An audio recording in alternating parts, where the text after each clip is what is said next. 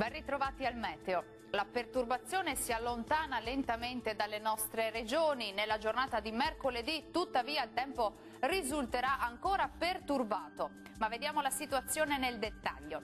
Sul Veneto avremo piogge piuttosto frequenti, localmente anche intense. Entro la serata comunque è previsto un lento miglioramento con fenomeni in cessazione pressoché ovunque.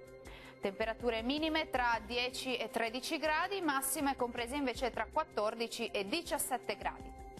Situazione simile sul Friuli Venezia Giulia, con rovesci diffusi un po' su tutti i settori, ma anche in questo caso risulteranno in attenuazione quasi dappertutto durante le ore notturne.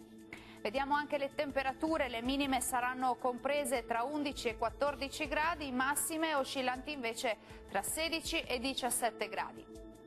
Uno sguardo infine alla situazione del Trentino Alto Adige.